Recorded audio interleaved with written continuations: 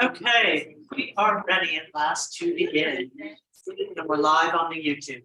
So welcome everyone to the live of Are Bisexuals Just Greedy? A question that we will answer tonight.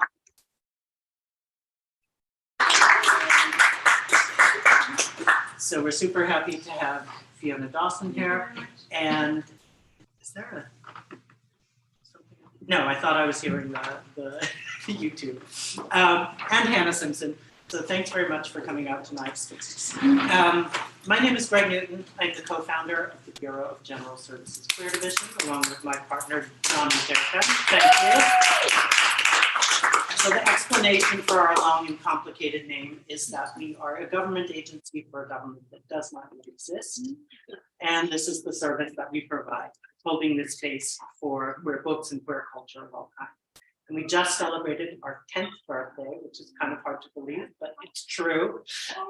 So we're super happy to still be around.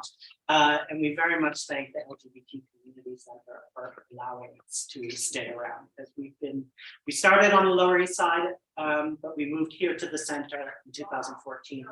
And it's really helped us to keep doing this project, along with a lot of volunteers, donors, supporters of all kinds. So we do have a suggested donation of $10. I'm going to pass a bag around with change in it. But if you would like to buy a book, that is a great way to support us as well. So pick your way of supporting whatever you're able to do. We very much appreciate it. So I'll pass that around. It's change in the bag. Greg, do you want to mention that? Yes, and Hannah is also donating half of the profits of the pins that she made. So there's some great pins that are right by Fiona's book, by the register, which you can check out at the event. And thank you very much for that. So that's how this project goes along, with a lot of community support. So we are super grateful for you being here and supporting us. I'm going to introduce Fiona. I'm going to introduce Hannah, who will then introduce Fiona, who will then introduce the book. Myself. A lot of introductions. Okay, 1 second. Do you want to use the microphone? I think I'm good. I will project as much as possible. Hannah Simpson, she, her, is a nationally known transgender and pansexual writer and speaker who believes not hiding her past will help others to stop hiding their futures. She has been featured by Refinery 29, The Guardian, The Advocate, MSNBC, Fox 5 News. Bless. Oh, okay. Oh my God, you're brave. And on a segment of The Daily Show with Trevor Noah. Hannah was alongside U.S. Representative Alexandria Ocasio-Cortez as the two rally speakers before the 2019 Women's March Alliance, March on New York City. In pandemic times, Hannah became a nurse's aide in a COVID ICU, a morgue tech, and responded to Hurricane Ida in Louisiana with the Red Cross. Find her running her own business selling pride pins and Judaica on Etsy called Changed Me, as in, I didn't change my gender changed me. So please welcome Hannah.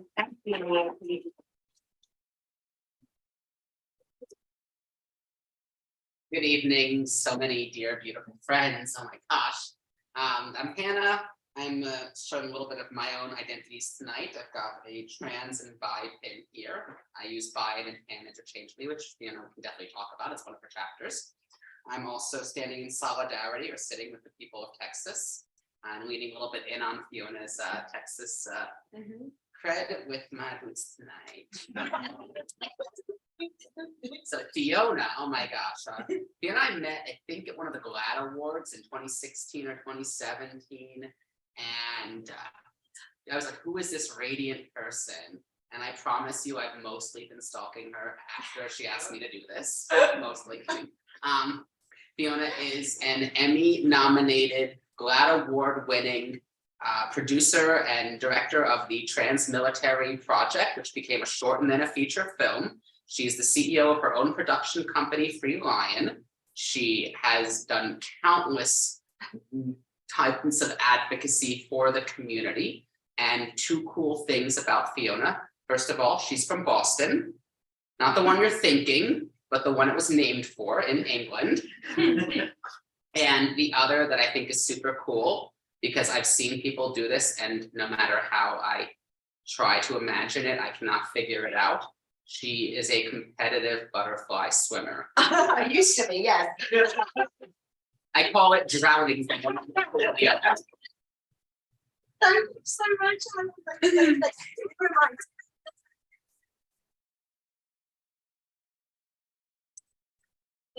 At that GLAAD award event, and we have this most adorable photograph of us, like when we're in our big fluffy ball gowns, right? And it's at the end of the night, and we're exhausted from our shoes. We just gave up, and we sat there like, you know, tired ballerinas, like with all this puff and stuff. And like someone took the picture from above. It's really, really sweet. Thank you very much. So can I borrow your phone a second? Yes, absolutely. I'm going to start off actually reading a loud acknowledgement. And I really want all the book events that I do to start with a land acknowledgement, because so much of this work is talking about decolonizing the worldview of gender and sexuality. And I acknowledge that I'm a white cisgender woman with European roots, but I feel like I can't undo what has happened in the past, but at least I can help raise a voice to it. So I'm going to start with a land acknowledgement. We meet today on the unceded land of Munsee Lenape, also known as New York, New York. The harms of colonization have resulted not only in the theft of ancestral lands and erasure of ancient cultures, but also the marginalization of people based on gender expression, gender identity, and sexual orientation. As we work to address the disparities that impact the LGBTQIA2S+ community, we acknowledge the intersectionality of Indigenous peoples in what we now call the United States, who are additionally disproportionately impacted within our collective. We honor their cultures, work to make amends, and endeavor to undo the occupiers' current legacy. Thank you. So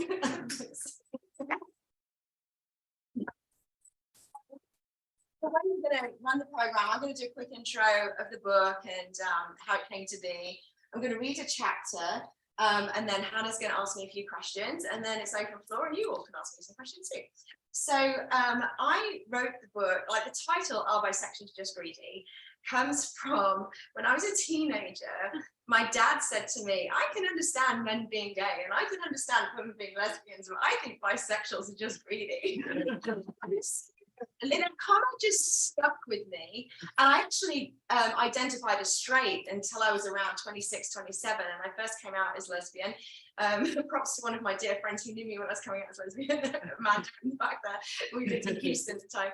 And then in 2012, I'd moved to New York, and it's not New York's fault, but that's when I That's when I came to realize that the only reason I was turning down a date with a guy was because I'd labeled myself lesbian or gay. But if I was actually honest with myself, I actually was attracted to some of these guys that were asking me out. And so I was like, oh my gosh, there's a B in LGBT. Why hadn't I thought about that? And in fact, Gallup polls, the latest Gallup poll says 57% of the lesbian, gay, and bi community actually identifies as bisexual. And it's typical that most bi people actually said lesbian and gay before they said bi, whereas there's that stereotype out there that, you know, bi is the gateway to gay. And it's really not true at all. So I write all about that. But it also means that I'm kind of writing the book to my dad as well. And so like the chapter 11 answers the question, are bisexuals just greedy? And it was like, so, you know, from your bisexual daughter, Dad, this is written for you, you know, with love. So, and there's many times as well when I get really cheeky and I'm like just disclose a bit TMI about sexual behavior, and I'll like be like, P.S. Dad, shut your eyes. Like, sorry, Dad, is that TMI? And the dedication, I'll wait to read the dedication because I have to build up for it because it's a bit naughty. But the dedication is a very naughty thing, and it's like, dear Dad, and then it says something. But my dad actually wrote the afterword of the book. And so I'm very grateful that my coming out experience and living true to myself and my sexual orientation has always been supported by my family. They may not have, like, I remember my mother said to my best friend when I first came out as gay, oh, Fiona would try anything once. And I replied as well, yes, and twice if I'm not sure. So yes, And 3 if you are.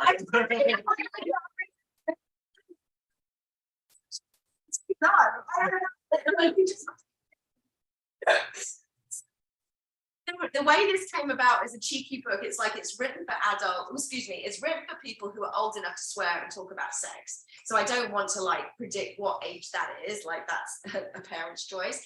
But I mean, it looks like a cheeky children's book, right? It's illustrated. And I wanted to have illustrations because I wanted it to be accessible. I wanted it to be attractive to people that wouldn't typically pick up a book about this topic and don't really want to bother reading a book. So I wanted it to be very entertaining. And in fact, it came about because in February of 2020, I started a course with my publisher, which is Publish Your Purpose.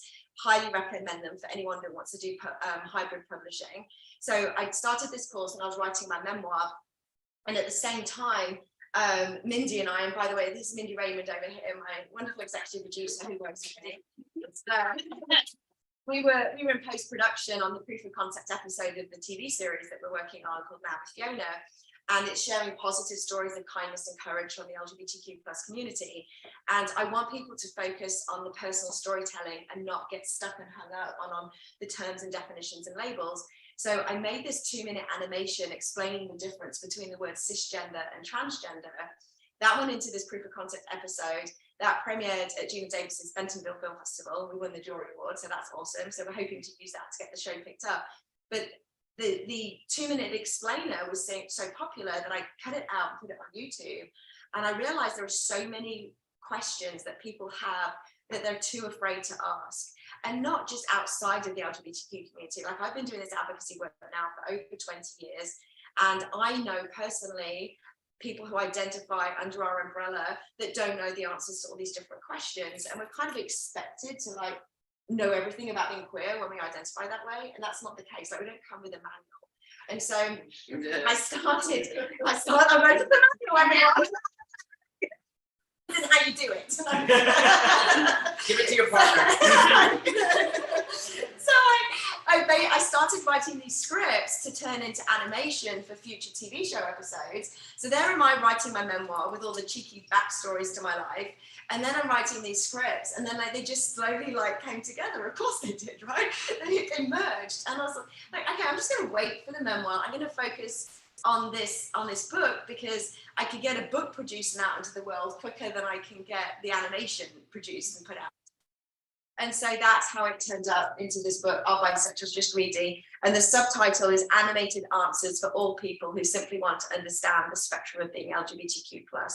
Because so many times I'm asked, who's your audience? And like the worst response from a marketing perspective is everybody. Well, okay, it's not going to be everybody, but it's anyone who wants answers to these questions. And I think that is within and external to the LGBTQ+ community. So with that, I'll read a chapter, and Hannah and I were trying to decide which chapter to read. And I think we need to acknowledge that this week is Transgender Awareness Week. And Sunday culminates in Transgender Day of Remembrance, where we honour those that we've lost to violence. And suicide. And to suicide. And so we decided to pick one that's specifically about trans lives. And those of you that have not yet picked up the book, let me let you know, there are 21 chapters. So there's an introduction, 21 chapters, and then a conclusion. The conclusion is how can I be the best ally? And a lot of the chapter titles are really rather cheeky. So, you know, you've got things like, it starts off with what's the difference between cisgender and transgender. And then it'll flip through to like, what's the QIA and LGBTQIA? And what do you mean some people don't want to have sex? And is being non-binary just cool these days? Which label is better, bisexual or pansexual? Do all transgender men want a penis? It's very rather direct. And the answer is no, by the way. And then how can you use they for one person if it's a plural word, and so on and so forth. But what I wanted to do was, so you've got the list of chapter titles, but then you've got this table of contents. And so you've got the cheeky chapter title, but then it will tell you the very serious thing that I'm actually writing about. So it's filled with personal stories and a bit of humor, at least I think it's funny. But then it's also talking about things like, you know, gender dysphoria and what's the difference between sex and gender and so on and so forth. So at the top here, it says, a cheat sheet to quickly find what you're looking for. I realized that the chapter titles in this book may not indicate the actual core messages of the text. So if Uncle Ted pops off at dinner one night that he heard the term gender dysphoria on the news, and he's got no bloody idea what that means, you can quickly glance down the column on the right, find gender dysphoria, and have him read the chapter lined up on the left before dessert is served. For a more comprehensive dictionary style of definitions, check out the resources listed in the more LGBTQ plus language things to know. So at the back of the book, there's a references for other books that are also working on this topic. And there's a really, and it's somewhere, I actually put it here in the bureau somewhere, like there's a really cool like a dictionary definition that has like hundreds of words. What I love too about this book is that it brings in so many other people's stories. So some people like Logan and Layla Ireland, who they actually were part of the Trans Military Project. Layla writes the foreword. Sid, I want to acknowledge too, is this amazing non-binary artist who made all of these beautiful, vibrant, fun illustrations in the cover. So just to say that like no one person can have the entire queer experience. What I love about this book is that it jumps into so many other people's shoes as well. Thank you. Especially the title.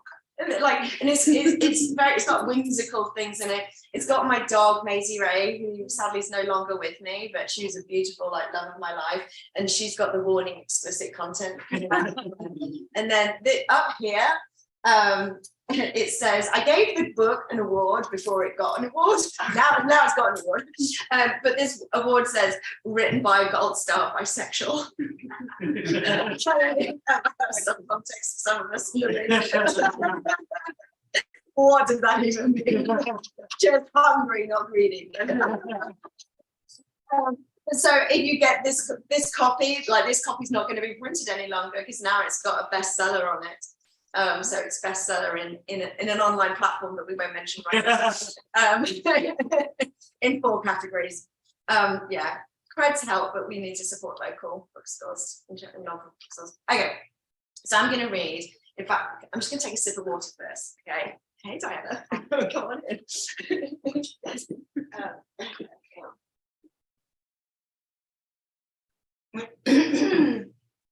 So this chapter about peeing in a restroom, I can personally attest, is a question that I got asked very, very, very often. Yeah.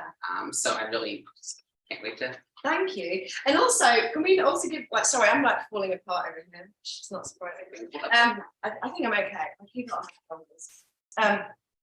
Hannah actually took the time to read the whole book and listen to the whole podcast as well in order to prepare for this. So I'm very grateful for you to doing that. And by the way, the book's been turned into a podcast, so that's already out. So you can find that now if you have. Okay. I need to cough in. Okay. Oh, it's fine. Got plenty of time to scroll. Okay. And I have been asked this as well. Actually, when I wrote this, the inspiration for this came from my neighbor when I was living in Brooklyn. And she's a sweet, kind-hearted person. We vote opposite spectrums, the political spectrum, but we were great friends. And she asked me one day how could she wrap her head around protecting her grandchild, like a 7-year-old daughter, from going to the public restroom. And she felt very uncomfortable with trans women, although she jumbled like the gendered language. She felt very uncomfortable about trans women. She's like, I just don't want her to go in and like see a penis. I'm like, let me explain something to you. That trans woman doesn't want anyone to see her penis if she has one either. Like, your granddaughter is not going to know if they're a trans person or not. Like, that trans person is trying to get in the bathroom, relieve themselves and get out without getting beaten up. And they're like, yeah, but like she was thinking penis and urinal, right? I'm like, think about it. There's no urinal in the women's restroom. You go into a store and you might stand or sit depending on what's most comfortable at the time. She was like, oh, okay, all right. And then she went on a date. And it's like, it's as simple as that. You know, she just didn't understand. And so when I wrote this chapter about 2 years after that conversation, and I'm in Austin, locked in the house, I wrote the book in about 3 months because it just spewed out my head. And I was like writing this to her, and I'm not going to say her name publicly because I shouldn't know. But anyway, this is for you. I love you. Okay. Transgender women pee in a public restroom. First of all, it's none of our freaking business how transgender women, or anyone for that matter, pee in a public restroom. But given the lack of understanding, I thought I'd better explain a thing or two. Let's imagine a person who identifies as a woman walks into the female restroom. If there are no stalls available, they patiently wait. A stall becomes available. They go in, lock the door, and typically sit down to pee, where no one can see. Once finished, they wisely wash their hands, maybe adjust their hair and reapply some lipstick, and get on with their day. It's as simple as that, or at least it should be. You see, my trans friends are fearful about whether they can get in, do their business, and get out of the restroom without getting beaten up. So much so that they'll train themselves to hold it for 8 hours or more, which has terrible health consequences. And some of my other friends think that trans women are men in dresses who want to assault little girls. And I love all of y'all. So let's bridge this gap. We need to understand that you can't tell what someone's genitals look like simply by judging their gender. Gender is wired in our brains, whereas our genitals are between our legs. Some women are born with a penis, and some men are born with a vagina. And 1 in 100 people born in the United States are intersex, meaning that they have any variation of male and female sex tissue, chromosomes, and/or hormones. Because we typically don't walk around naked, we actually have no idea what most people's genitals look like, and it's really none of our business. It also makes giving people one of 2 choices where to relieve themselves a little nonsensical, especially when there are more than 2 variations of genitals. Most public restrooms are saying, if you have a penis, go in here, where we also have urinals. And if you have a vagina, go in here, where we don't include urinals. But what if you have a combination of a penis and a vagina? Then where does society expect you to go? And while men's restrooms have stalls too, the implication is that men stand. And I know many cisgender dudes with a penis who like to pee sitting down, and many transgender dudes with a vagina who like to piss standing up.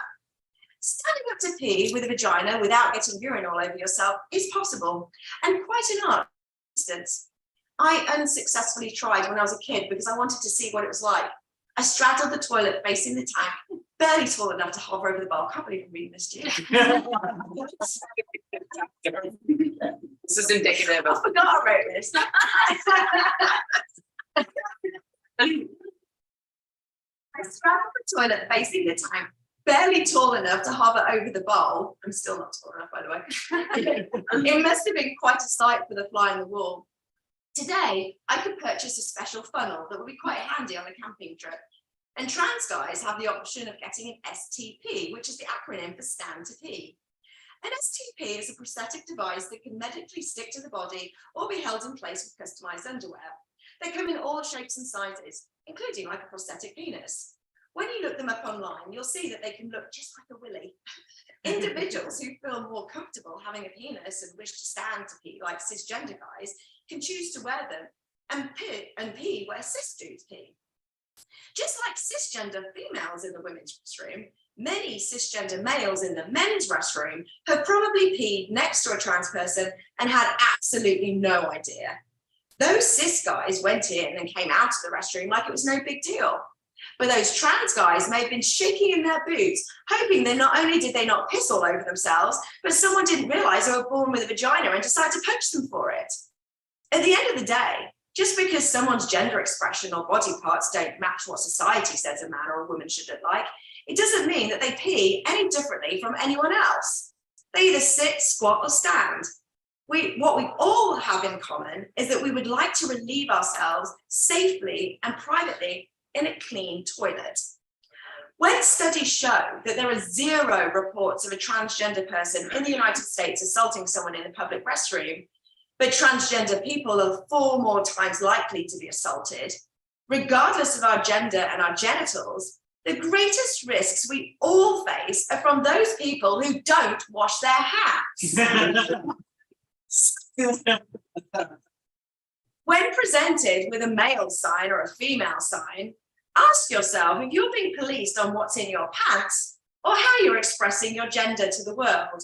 And maybe you'll come to agree the restroom should be single stall private potties where any person is free to pee or poop in peace.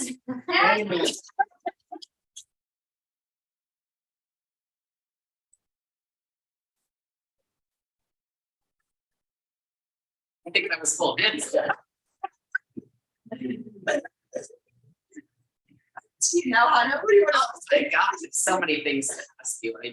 I can start with just a true story on that very front. This was Yeah, actually tell for me in medical school.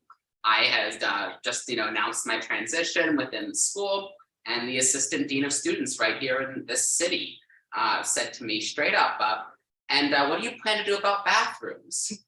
And I said, I don't like to be, like quick with people if I can avoid it, but I'm like, oh, I fully plan to continue using them.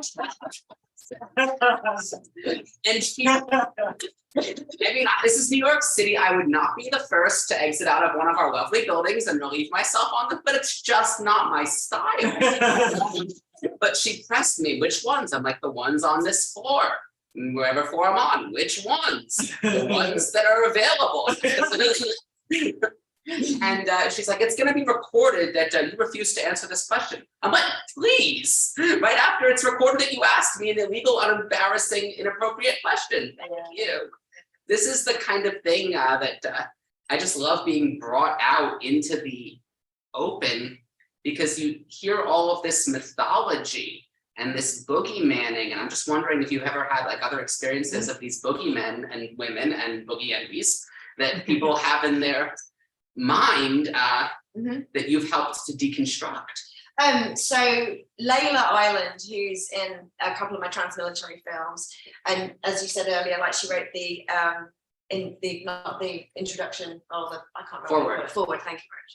She wrote the forward. And so Layla and I are like sisters. We really bonded through trans-military. And after that film was out, we did a lot of travel together. And so I lived firsthand next to her as chosen family, having to navigate airports and security and TSA scanning you, and her body not matching what TSA expected, and her having to embarrassingly get pulled aside. And I always remember feeling like so protective of her, like I would have like jumped on someone had they been inappropriate or hurt her. And we did a couple of speaking engagements where we did a road trip together. We had to go into Virginia and then another state, and I forget which state it was, but it was one that was like passing or threatening to pass a bathroom ban or something. And we're like in the middle of nowhere. We stop at a gas station and both need to go use the restroom and everything. And it just really struck me of like, one of my dear best friends, family we choose, could be, attacked or like ridiculed or put aside just for using the bathroom. And so I was like very hyper conscious of that, like traveling with Layla. And so, I carry a lot of privilege. Obviously, I'm going to walk in a female bathroom and no one's ever going to question me. And so I feel a responsibility to use the privileges that I've been given in this life to be able to like raise awareness to this issue and to help make it safe, for other people. So definitely true. I was in the airport. I got pulled over by security because they were looking through my bag, and they found one of my dilators, this stent that goes into a certain part of your body. And this woman picked it up, pulled it out like this, and was like, what is this? I'm like, when you have an abortion, you need to keep that. I just, oh, sorry.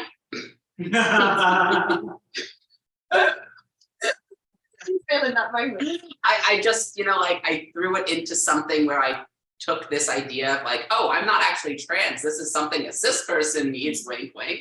And I tried to claim some of that privilege for myself just to deflect from the situation. I thought it was like the simplest way to get through it and throw the TSA person off guard enough to at least let me, go through unimpeded once she realized it wasn't a threat. And I think it's just fascinating that, these questions come up every single day for us. It's not just we get asked it once.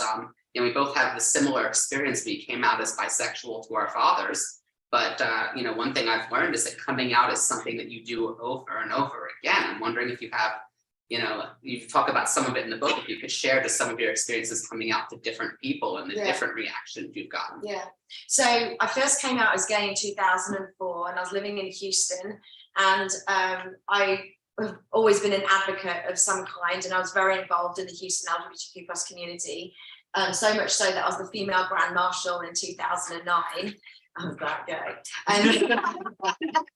And so then when I later realised that I was bi, it was harder to come out as bi than it was gay. I was really afraid that all this community and these friends that knew me as this, you know, leadership position as a lesbian or gay person, that they were going to call me inauthentic. They were going to say I'm a fraud. They were going to say I was making it up, that, you know, I wanted to bring back some of my straight privilege.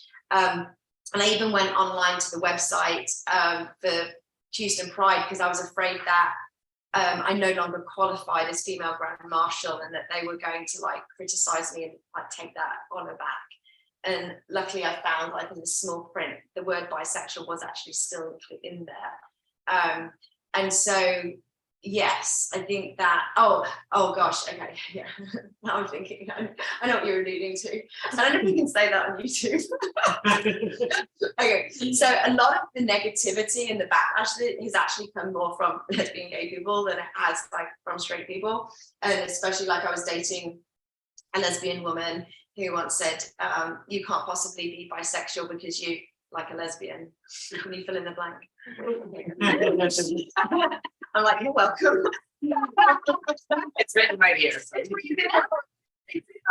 Chapter 12, in answering the question about are bisexual just greedy, and I'm like, you know, this is an explainer for dad, and I'm breaking down identity, attraction, and behavior, and saying that, you know, identity is, you know, who you know yourself to be. Attraction is the label you give for your orientation based on who you're attracted to as it compared to your own gender, and the behavior is what you do with that and like how do you act on that. And people of any orientation, including straight people, can behave in many different ways. You know, not all bi people are poly, but if you are poly, that's awesome and great, you know, like it's not predicated on your sexual orientation. And so it's just like constantly reminding people of that. And like, I think one of the presentations that I do for corporations is called the spectrum of identities, and just breaking down the difference between gender, sex, and sexual orientation, and realizing that straight people have a gender, a sex, and sexual orientation too. And we're all on that kind of spectrum of things. And so I really enjoy trying to help decrease the stigma and the negativity by bringing everybody into this conversation and everybody into the fold, so that we can, you know, find commonalities amongst all of that. So was that the bit you were trying to get? A little bit. You're trying to remember the other. No, just or the other thing that's not in the book. What I love about this book is that it's something that keeps evolving. Like, I was reading through it and I'm like, oh, I could like add, you know, like a suggestion of something else to talk about here.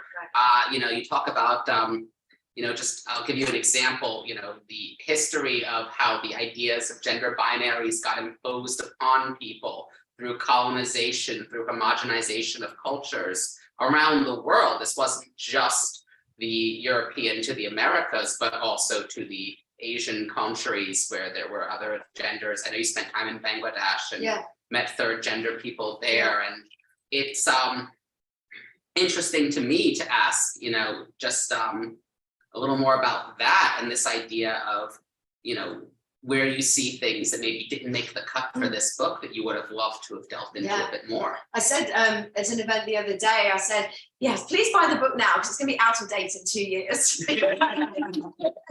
And I definitely think that it can keep evolving and growing. I would love to keep making more of these, honestly. But also, like, it does lean back into history a lot. Because in some of the research, and there's a whole bibliography, by the way. So yes, it's my personal opinion and stories, but it's backed up by research. And so all the references are in there. Like, the earliest porn is in cave paintings in China, and it reflects bisexual behavior, like people of all different gender and genitals doing sexual things with each other. And so all along, like here in the Americas, you know, two-spirit people existed. There was like 5 established genders, and then, you know, around the world, like I think there's an uncountable number of genders, and people didn't have labels for it. And then it was through like colonization a few hundred years ago, it was like men do this, women do that, everyone's straight. And then we kind of like conformed in this. And that's why I think it's so exciting to see that that's shifting now with the younger generation. I know that people have like this criticism of like, oh, younger kids are coming out because it's so cool and it's trendy and everything else. And that's like the chapter is being non-binary just cool these days. And the conclusion is it's always been cool. Like we've always had non-binary identities. And so today, the latest poll says that 1 in 5 Gen Z identifies as LGBT. and 1 in 6 identifies as bisexual. So the future is very queer, but it's basically uncovering what always was there. And I think I got really excited the more I wrote about it and the more I researched it. And I thought, oh, I'm giving myself language to be able to help express this, to other people. It's so true. I mean, bisexuality, I think, and being trans combined gives me personally this unique perspective. We talk about greediness a little bit, but for me, I can say that I have been rejected by more genders as more genders than most people acknowledge exist. You've had incredible life experience, and I appreciate how you share your story. Yeah, this is such and so Yeah. I have 2 more quick little updates. Yeah, let me add something to that as well, though, because you were bringing, I think for me, working on transmilitary as a cis person and getting to develop really deep relationships, friendships with trans people, helped me also realize that common ground, that commonality that the bi plus and the trans community has, because we transcend gender together, in different ways, don't we? And so I think that from having been a part of the LGBTQ community for around 2 decades, back in the day, like in 2004, everything was very binary language. Like I didn't know a bisexual person. We just talked about gays, and maybe we knew a few trans people, but I didn't really know many trans people then. And it's so awesome, like how different it is now.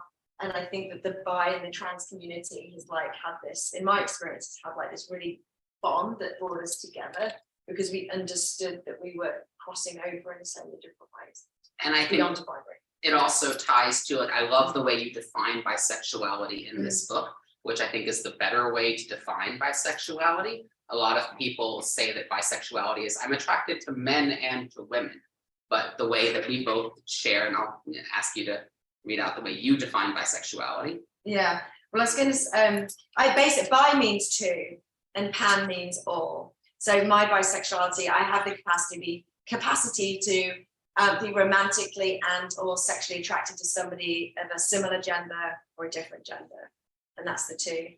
And then pan of all genders. For me, pan and bi are non-identical twins. They're so similar. I would say pan is fine for me and queer is fine for me.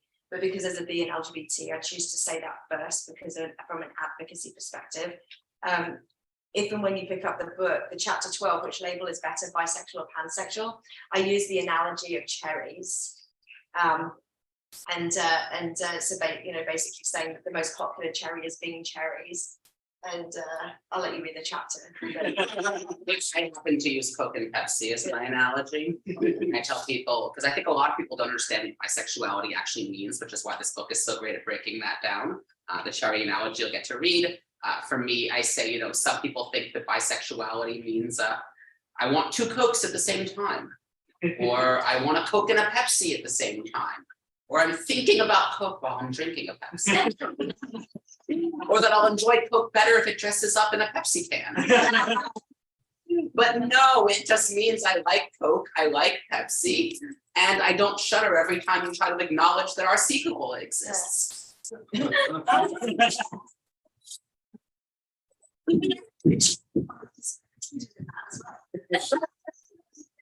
But they're fun. There are 1,000 varieties of cherries. So why wouldn't there be thousands of ways to be queer? Exactly. All right, what's your question? And then we can try it to the Okay, well, I want to talk a bit about sports because that's such a huge issue right now. But I'm going to tie it into something else, which is the 2 biggest conversations, in my opinion, right now that are scary in this country. The first one is sports, which I see as an extension of the bathrooms issue. Yeah. And the second one I see is this revived perception of grooming. And, I think that really this is a place where the queer community and the straight community has to come together. Because if they just asked us, hey, can you make people gay? We'd say, no, we've tried, it doesn't work. But how do you respond to that? And would you answer someone who, looks at this and says, if I read this, it's gonna make my child gay, it's gonna make my child trans. Just, I'm worried in Texas that's gonna come up, and I hope you're ready. I would say I'll pay you if it does, but the thing is, it might actually open up for them to find their own identity, and the book's not going to change them, but it might help them find themselves. And it's funny, I don't typically like to scroll on Facebook. I have an aversion to social media, but I just happened to be looking at it today, and I was shocked because a paid ad came up that was promoting this narrative of this person that's sharing their story of how awful their transition experience was and how wrong they were, and that they were coerced into it. And I was looking at some of the comments about how terrible that, that they're bashing gender affirming care and saying gender affirming doesn't exist, and they were made to be trans. You can't make anyone be trans. Who would choose to have to face society as your authentic self when society says you don't belong? It's absolutely ridiculous. So what was the question? What would I say to people that how do you respond to that kind of critique, and how do you address that? Because I feel like when you're launching a book like this, that's intended for an unintroduced audience, the first response they're going to get is fear of what's in the book. Yeah. So, first of all, does the book look scary? I don't think it looks scary, right? So, the idea that the title and the way it's written and the illustrations, first of all, are disarming, hopefully, and will bring people in. And I have had many conversations with people who don't immediately agree with me and don't know somebody who's LGBTQ plus. Don't know they don't know. Exactly, don't know that they don't know. And so a lot of the work that I do, not just in the book, but the work that Mindy and I do together in filmmaking, and we create animated storytelling videos for corporations to help with their diversity, equity, inclusion training program. And so I focus on sharing a story, on finding, bringing out the emotion. Somebody may not know how it feels to be trans, but they may know how it feels to be isolated or othered or misunderstood in some way. And that includes white, cisgender, straight men too. I don't want to leave anyone out of this conversation. And I think that one of the things that I see too often is that diversity is anyone who's not white, straight, cis man. And that's not true. White, straight, cis men have diversity too. And I think that we have to be able to share stories in a way that everybody can relate. And I'm so tired of this division that's constantly driven in a news narrative and a media narrative and a political narrative. It's just got to stop. I personally, as much as I love and support national LGBTQ organizations, I cringe when I see fight hate. I don't believe in fighting hate. I believe in promoting love. And I feel that what you see is what you get more of. And I think the more resistance we put to something, the more resistance we're attracting. And I think that we as advocates have the opportunity to be that courageous step and actually step into places when you are not going to get beaten up, which I will do because I'm less likely to get beaten up, I think, sometimes. To be able to have a conversation with that person and get to know them. Okay, that's enough. Okay, so one more question, then I'm going to open it up. I know, I feel like every question in this, because you want it to be cheeky, I know, is coming from this book, I promise you. So we use sex, of course, to sell things, books, obviously, and all different kinds of things in the world. Yeah. But we don't often talk about sex in terms of fantasies. Oh. And do you say that again? Okay, yeah, so keep going with the question. Oh, this is a line from your book. Oh, it is? Yes. No, I know that it's what do you mean that some people don't want to have sex?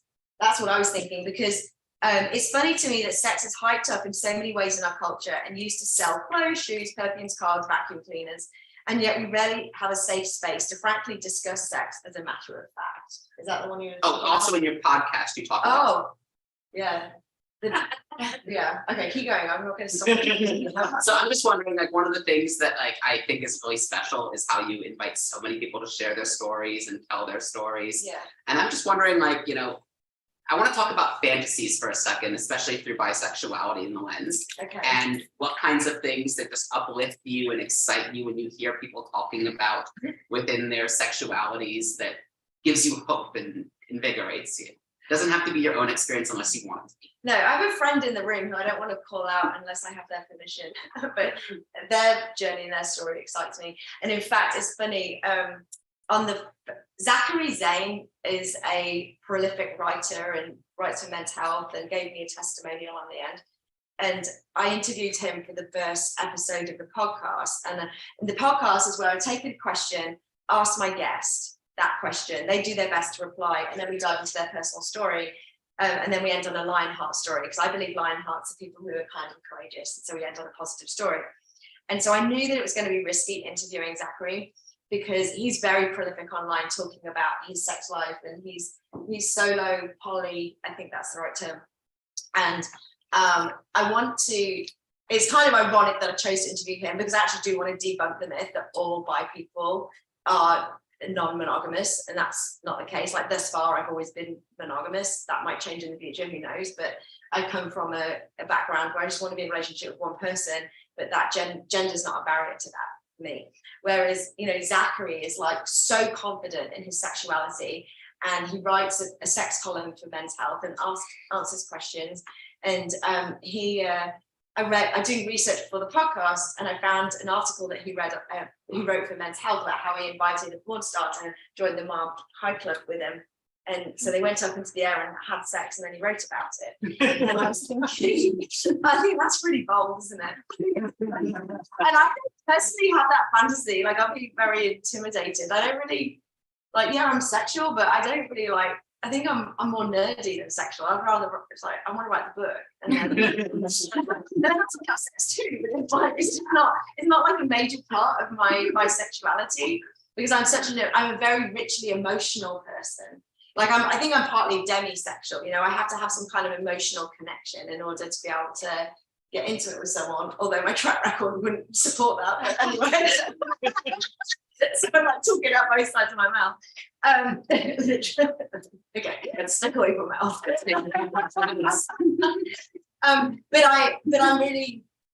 I very much think that to reduce stigma, you have to reduce the taboo, and to be able to like confidently talk about sex. Like the podcast interview ended with, and I thought we were going to cut this, and then the producers kept it in, and I heard it. I'm like, oh my gosh, like, do I really want that conversation to be public? And I talked to Mindy, and like, yeah, just go for it. Come on, you talk about blowjobs in the books. And so the conversation ended with like Zachary's like talking about this thing, and we ended up talking about blowjobs and how the challenge of like talking about this kind of stuff, and are your parents going to listen or read to it? And Zachary shared that he doesn't let his parents read anything or listen to anything unless he sends it to them. His mum used to have him on Google Alerts, and he shut that down. So I think, okay, I'll read the dedication says, "For Dad, please just skip the parts where I talk about." Okay, and so I'm talking about that, and I'm like, yeah, you know, we were comparing notes about what do you share with your parents, what don't you? And I'm like, well, my dad read the whole book because I wanted him to find the typos, which he didn't do a very good job of. And then my dad wrote the afterword as well, and it's the most dry thing in the entire book. But that's great. I love and appreciate my dad. Very grateful for that. And so the conversation ended with, I just busted out, because like things will pop out my mouth ridiculously, and I said, well, guess jobs happen, don't they? And like Zachary just like laughed and said, oh yeah, happen. You know? So I'm just inspired by people that can have these conversations, and you know, some people are asexual, and some bisexual people are asexual, meaning that they have little to zero attraction or sexual attraction towards other people. And we need to recognize ace people too, as well, because so much of our community is sexualized. And that we're thinking, okay, we're LGBTQ plus queer, and we're all just like bonking like rabbits, and it's not actually necessarily the case. And sexuality can mean different things. What age you are, because people are coming out as bisexual younger and younger, but what they really mean is romantic, because they're not at an age where they're thinking about sex yet.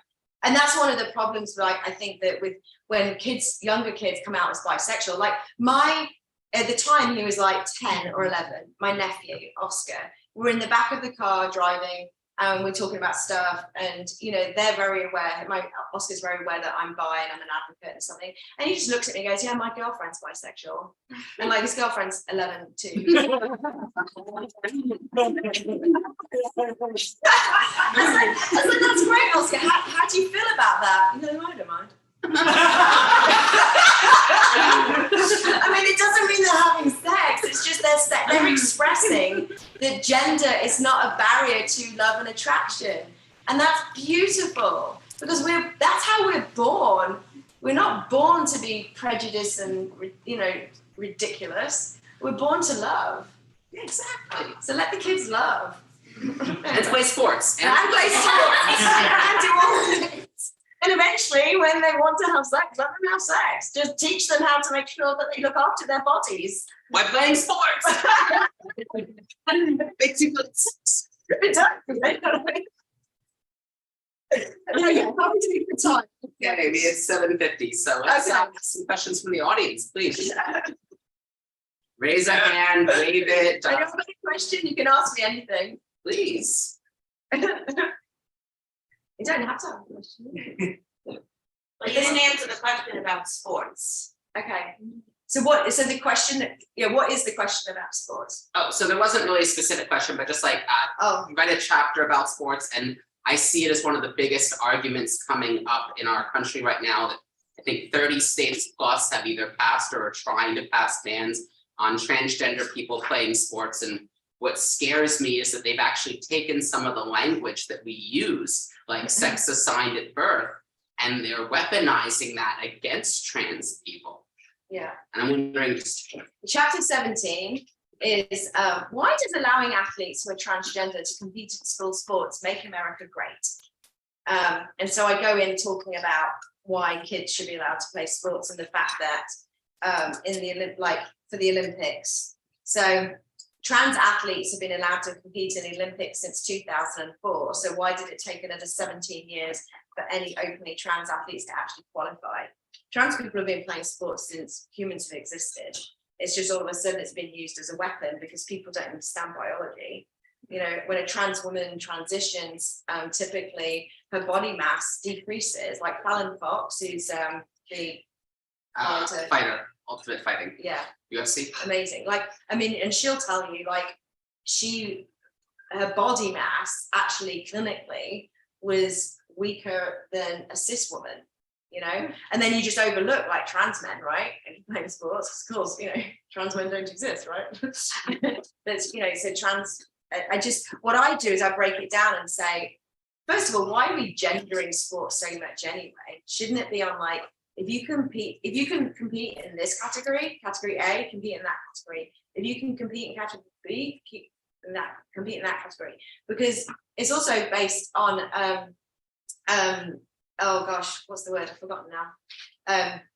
You know, when men are deemed always stronger than women and women are weak, right? But if you think about it, there are cis women who can out-compete cis men. And so it's just this really bad, wrong stereotype that trans people have an advantage in sports, and especially kids. I just want to throw out that a lot of the people who were complaining about trans people in sports also went onto the social medias and started complaining about Amy Schneider, a trans woman, when she did amazingly at Jeopardy. And they're saying that sport shouldn't count against other women.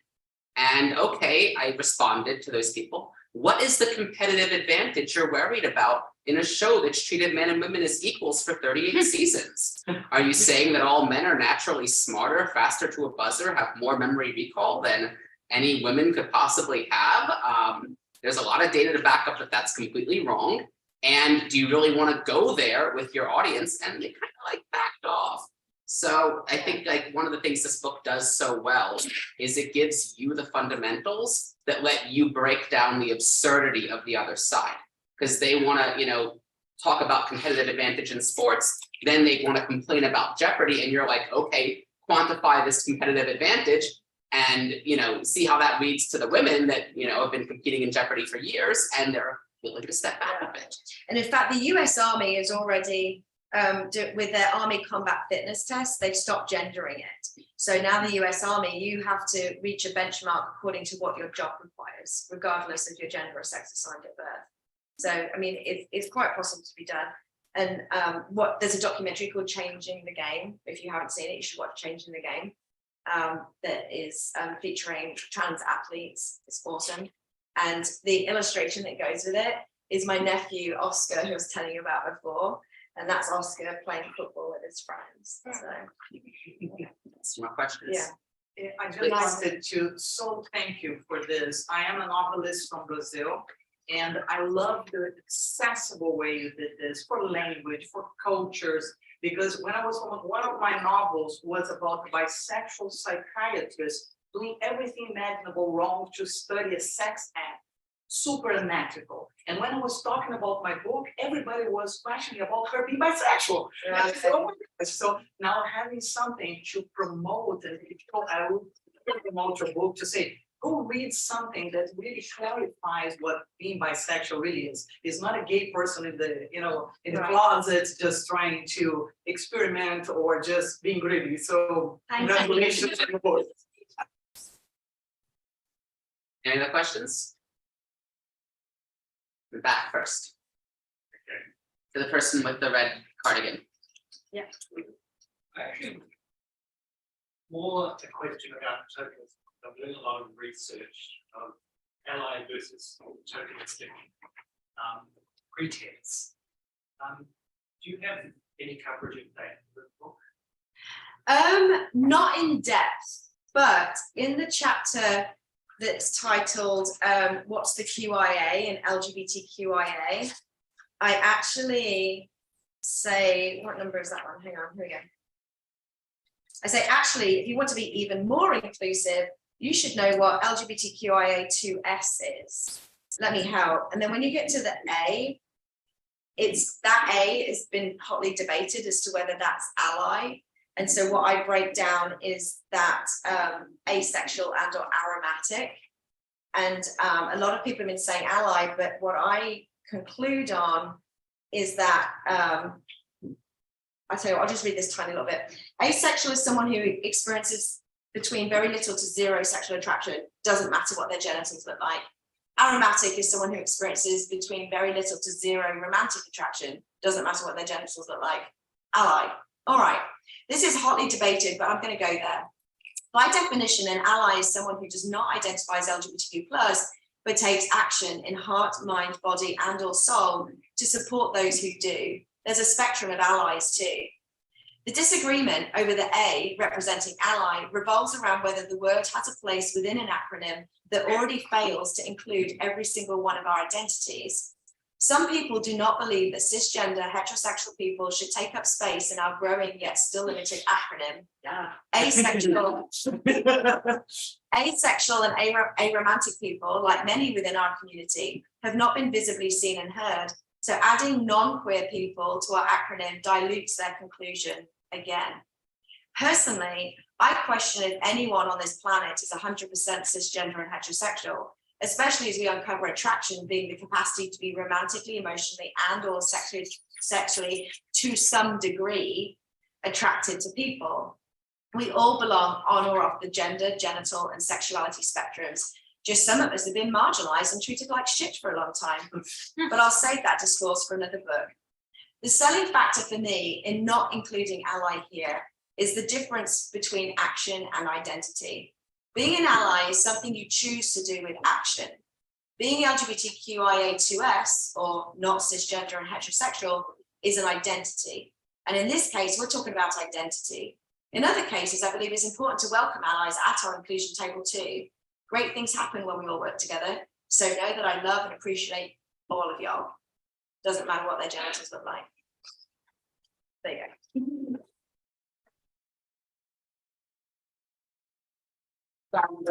Toward the center. You, on the question of the way that the grooming argument has been revived, is now being used as a political weapon against LGBTQIA people. You sort of alluded to reframing that in as in a positive way, or that there is a way to look at exposing young people to LGBTQIA attraction that is not grooming or harmful, but is in fact helpful. Could you expand on that a little bit? I think in the book, I don't really talk about grooming. I completely avoid that conversation. It's more of like, this is just a matter of fact. Like, it's so direct, and this is what this means, and this is what it is. And like, including like the chapter of the Bible, like, why can't I just love the sinner but hate the sin? And I basically break down how the Bible is a mistranslation. In fact, there's another documentary that hopefully is going to come out. There's one called For the Bible Tells Me So.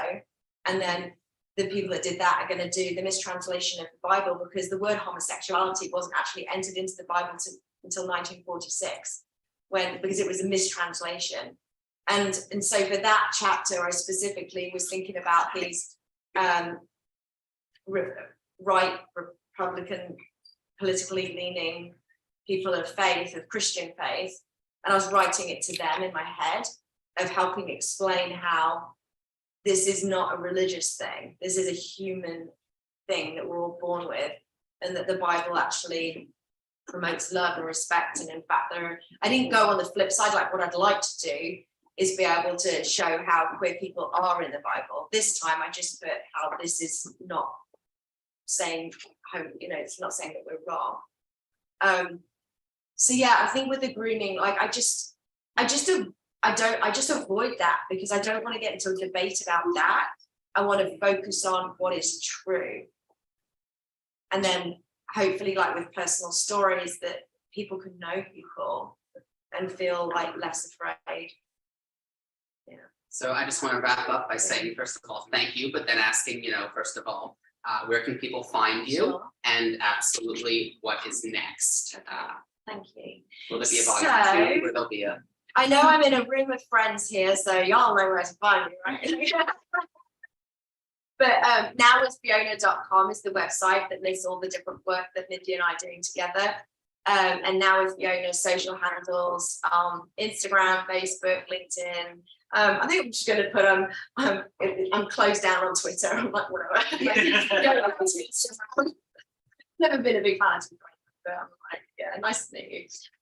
But you're great on Twitter. Like, you're all over Twitter. You can find. You need to answer this question too. The book is available wherever books are sold. And tonight, and it's being held here at the Bureau of General Services Queer Division. Please can we give a big round of applause and thank you.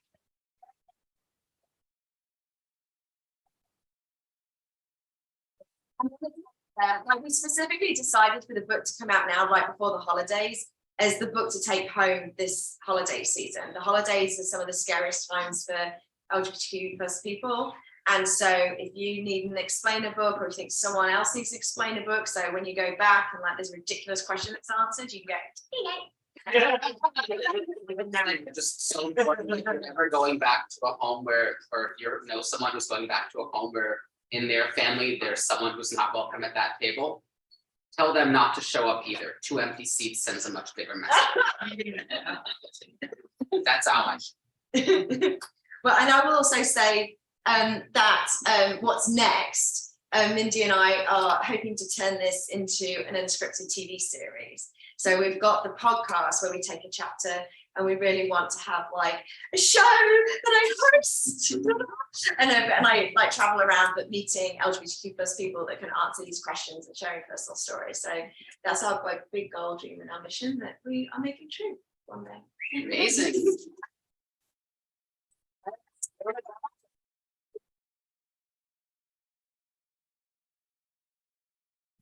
Where do you find Hannah? HannahSimpson.com. Twitter is HANNSIMP.